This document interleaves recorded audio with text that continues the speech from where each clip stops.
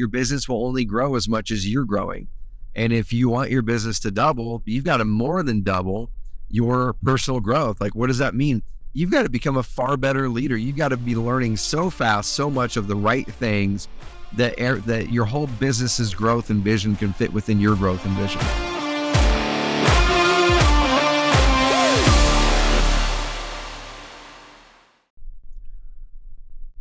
If you're a real estate investor, entrepreneur, real estate agent, and you have ever been or are right now kind of stuck between the levels, I'll talk about what that means. But if you're stuck between the levels and you've had some level of success, you have some big ambitions, you have a business that's providing income for you right now, but maybe your passion or a new strategy in the business is where you see the future, but you're kind of struggling and asking yourself, what do I do with my current business that provides the income, but I don't think it's the future, or it's not what I'm the most passionate about. It's not where I add the most value. And how do I deal with that versus where I think we should go? And how do I do it without letting that current business slide? How do I do that without that income going away while you're building the new focus to grow the business for the future?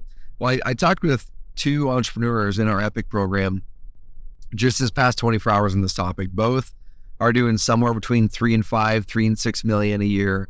High level investors, both are amazing leaders as well. And they have great businesses. The challenge that both are experiencing is a challenge we all experience. I'm going to walk through kind of my thoughts on how to transition between the levels and how do you leave behind what got you there and step into what's going to get you where you want to go. Because it's oftentimes two different things. So I'm going to tell you a couple stories with these entrepreneurs and then a couple mindset shifts that might make you help to properly let go of the things that got you there and start to step into the new things that are going to take you where you want to go towards a new vision. Okay. So the commonalities that I found working with our Epic program members and in the conversations I'm having with them is they have, number one, a business that's been successful to a point, right?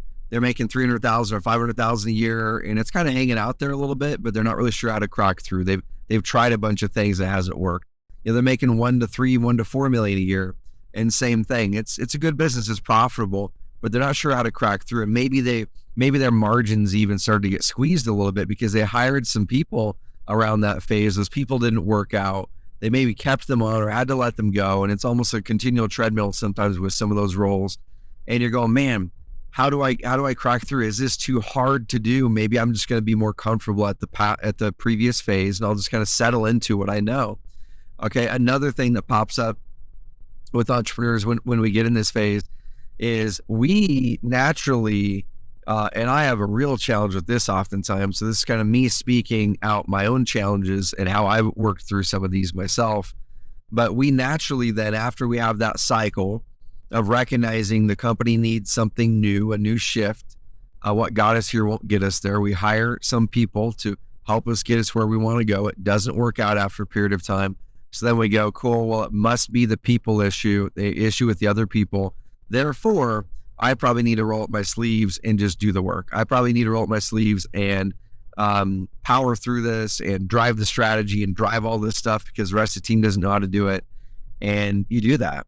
And what happens is you amplify the problem. You actually amplify you as the bottleneck. You make it harder for everybody who is working with you because you're coming in and micromanaging, not intentionally, but you're micromanaging or not making it clear on who makes decisions.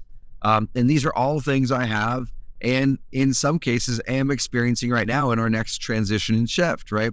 It's something that comes up every single time, every single transition on the 3s and 10s. It's just different things you have to get good at delegating that next round. It's different things you have to get good at on the leadership side. It's different models and patterns that you need to lead differently and better, which requires you to grow, right? We talk about that all the time on the CareCast, that your business will only grow as much as you're growing. And if you want your business to double, you've got to more than double your personal growth. Like, what does that mean? You've got to become a far better leader. You've got to be learning so fast, so much of the right things that your whole business's growth and vision can fit within your growth and vision. Okay. So usually when we get stuck, it's because we got burnout or bored, or we were just kind of going, oh my gosh, I'm not willing to make the hard decisions that are need to be made to be able to get us where we want to go. The business stagnates. you then start to go, oh, shoot, I need to dive in and save the day with this stuff. You start to lose your best people potentially. And then all of a sudden you're stuck with a business that now you have 12 jobs. It's sliding backwards or stagnant. And this is where people give up, sell the company, sabotage, or go back to a previous revenue level that was easier for them. Okay. And I'm here to tell you guys that that's not the answer. Okay. It's so tempting to go back to a revenue level that you've already mastered that is easier for you. It's so tempting because we want to avoid pain, right? We want to naturally avoid pain. And for us to grow the business requires us to step into more pain intentionally and grow intentionally. Okay. So here's a couple things that you can think about. And I'm going to start with a model. So I was reading the book, 10X is Easier Than 2X by Dan Sullivan. Love the book. Amazing, amazing book. And I remember years ago, this is 2012, when I actually started doing coaching with Dan Sullivan's group with Strategic Coach. And Strategic Coach is a really, really great entrepreneurial coaching program. It's not specific to real estate. It's actually a lot of financial planners in it, but it's a really good program, and he does everything based on models. And that was the first time I'd really heard about the 80-20 principle. I talked about this way. I'd heard of the Plateau principle in the past, but not in the way that he is talking about it. And the way that he talked about it was essentially, as we're elevating as entrepreneurs, we adopt all these tasks, and the business adopts these ways of doing business. It could be, hey, you got where you're going by doing wholesale deals with an average profit per deal of $10,000. That's what got you from zero to a $300,000 a year, or zero to $1 million a year. Okay. But what happens now is the processes you've built, the marketing you've built in the business, the avatars you're going after, the things that you're doing are going after $10,000 deals. But if you have an ambition to get to 3 million, you likely have to give up 80% of what you're doing in your business. And the business has to give up 80% of what it's doing potentially and step into a new 80%. You have to take the 20% of things that you're doing that are driving towards the future. It's the 20% of the things that maybe you're starting to go into multifamily, or you're starting to do bigger deals. You're starting to do flips now, right? And you're going, oh my gosh, these flips are 50K profits. I really see an opportunity here, but I'm only spending 10 or 20% of my time, and the business is only spending 10 or 20% of its time driving flips. And I think that the market is going to be prime for these for the next 2 years, right? So it has to be strategically sound. It can't be just you want to do it. It's got to be strategically sound. And it's conviction you have that the business should go in this direction. That's the future of the business. Okay. You've got to have a conviction there. You got to have some sort of information that gives you the confidence that that's the direction. If that's the case, you're never going to get to that $3 million mark if you continue to have the business focus on $10,000 deals and only a very small portion of the business is focused on the bigger deals. Okay. Dan Sullivan calls it the next biggest check.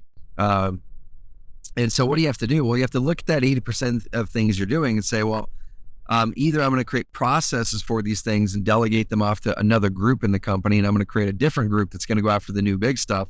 Or we're going to as a company say, we're actually moving away from deals that give us $10,000. We're actually going to elevate now our standard to $20,000 or over. I will do no deals that are going to give less than $20,000 profit.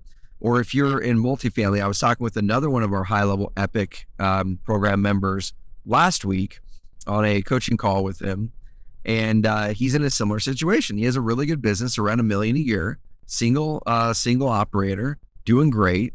But his future he sees in the business is more recurring revenue. The future he sees in the business is he does a good bunch of flips. That's what got him to the $1 million. Okay, but he really sees the opportunity to buy some bigger commercial properties, mobile home parks, and maybe some multifamily and stuff like that. And so as we dove in, I said, well, how much of your business is focused on going after those? He said, well, really, really not anything. I don't really have a motion to specifically go after those. All of our marketing motion and our process and our team is really built around the transactional deals on the flips and wholesales. So, okay, so let's do the math. If you were to keep doing what you're doing, the flips and wholesales, what would that look like? What would that business do? And is that the business you want to have? And he said, well, no, it's a good business, but that's not the business I want to have. And so then we said, well, what is a business you want to have? And it was a recurring revenue. And I said, okay, cool. So let's do the math. You already have some rental properties.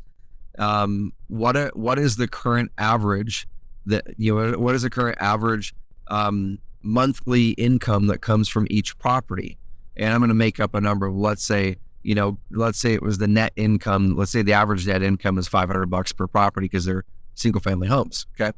Amazing. So can you get to your goal of X amount in passive income per year by buying a bunch more of those single family homes? The answer was yes, but then you had to look and do the math, and it was a bunch of homes. There's like 100 individual houses, okay, to get to where you wanted to go.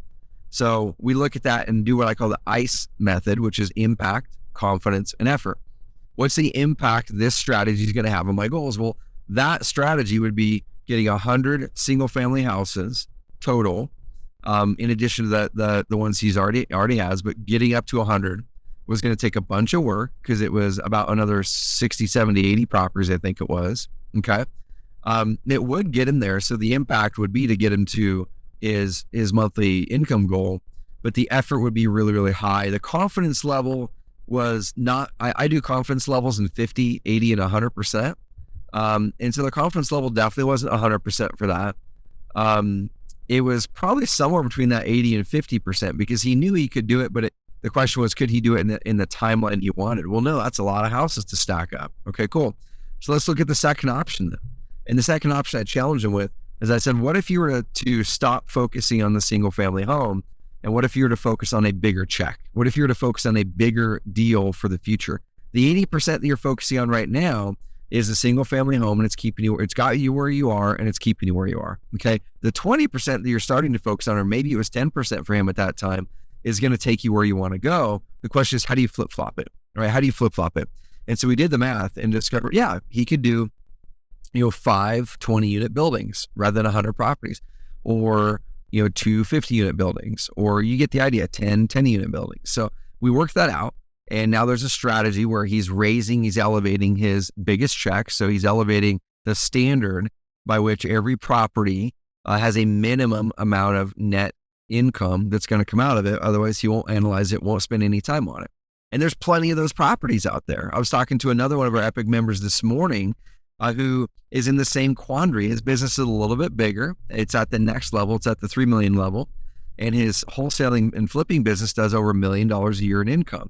And he's having a challenge. He's saying, how do I step away from this business to really focus on what I feel is the big opportunity, which is these big commercial deals? He talked about a big commercial deal that he recently did. When I said, well, what's the biggest check, or what's the average check you're getting from those? And this last one was almost $1 million in equity he acquired on one deal, $1 million in equity and a bunch of cash flow. And so we looked at those numbers and I said, well, where are you spending most of your time in your business? And it was 90%. Trying to hold things together in his 7-figure wholesaling and flipping company because he doesn't have the right team, vision, and process over there currently. And I said, okay, if you want to get where you want to go, you've got to learn how to find a leader to run this wholesaling and flipping business. And then you've got to flip flop your time where 80% of your time is focused on acquiring the big commercial deals, and 20% is focused on helping to work with and coach and unlock the wholesaling and flipping business. 80% towards the big commercial, 20% toward your existing wholesaling and flipping business. Until he does that, he's going to be stuck where he is. He's going to be frustrated. He's going to be wondering why he's not advancing. He's going to go through several leaders and several employees on the flipping and wholesaling side because he's micromanaging, doesn't have the right processes. It's going to be that way. Ask me how I know, guys. I know because I've been in that phase. I've been in that phase where I've done that. And it's a pattern that does pop up for me from time to time when I don't slow down and really pull back and say, what's my 80-20 and how do I flip it? And then who do I have own the 80% that we're doing now? And what is the 20% I need to step into? Okay. So with Carrot, we recently hired Angie. She's our COO. She's absolutely amazing. She stepped into my 80%. Okay. She stepped into my 80% to run Carrot, to really take over product and help accelerate the way we're innovating and to run other parts of the company. And she's been doing amazing. The challenge then is on the transition is starting to actually adopt the new schedule that you need to have. Okay. If you need to be spending your 80% now is on new stuff. For me, 20% of my time a year ago was on content, new product, landing big deals, speaking, things like that. Less than 20% was on those things, which I love to do. And they drive the business forward. And I knew that the future of Carrot and where we need to go is having that be my 80, is having me speak, is having me create new product, is having me really dive in and create more content, grow our social following, look for big deals to land, negotiate those big deals. I need to put my 80% there. And so then you have to ask yourself, how does the team have to change? And so to make that happen, we had to change our team structure. We had to bring a team around me directly for that new 80%. So we have Braden on my team. He is fully committed to helping me grow our audience, grow our content. Okay, we've elevated some people on the product side to be able to accelerate and collaborate with me even more effectively on the product side. We adjusted some of our team members, one of them from one part of the company to another part on the innovation side, so we can collaborate more effectively and he can move fast. And so those are all things that we had to intentionally do to make that flip from the 80-20. All right, guys, so I'm going to wrap up. I'm getting into the office right now to get my workout in. It was actually my oldest daughter's birthday today. So we had a little bit of birthday breakfast, which was a blast. Birthday mornings at my house are always like the thing. So my wife, she started it years ago where we started decorating the night before for the kids' birthday. So we would decorate all kinds of stuff at the house. There'd be crepe paper strung throughout the stairwells. There'd be balloons everywhere. We would decorate their seat in our kitchen where we eat breakfast and dinner. That seat would be decorated. The presents would be out. So when they wake up, they just have a really, really, really cool morning.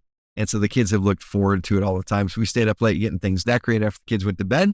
Had a great breakfast this morning with crepes, open presents, and now heading to get my workout. And then right after that, I'm diving in with my COO to review some things. And then I'm digging into content. And I have a call with my coach today. So if you don't have a coach, y'all, I have two coaches right now for different purposes. One for my business, for the software side. He's also an amazing leader, and that's Dan Martell. And then I have a leadership coach who specifically hops on with me, hops on with our other leaders to help coach us through this phase. Because anytime you're advancing through a level and things get stuck, you need a coach to help you. So I have a coach. Her name is Brittany. She hops on with each one of us. I think it's every other week. She hops on with the executive team as well to dig into how we're leading. What are the challenges we're having in the way that we're leading? How do we need to transition and shift? And those are the exact things I'm coaching our Epic Plan members on in the group. And it's been a blast. So if you are stuck or if you're wanting to make the right shift in your own business and you're wanting to move from one level to the next and you're not sure how, and you keep on holding on to all these tasks in your business that are draining your energy, they're making money, but they're kind of keeping you where you are as well, then guys, go to carrot.com/epic. It's carrot.com/epic. Set up a discovery call with our team. Our team will hop on with you. Get to know about you and your business. Get to see where those challenges are, where those opportunities are, and they'll let you know how we can help. But that's been a huge focus of mine this past 6 months, is really growing that Epic program and helping you guys build those businesses of freedom and impact.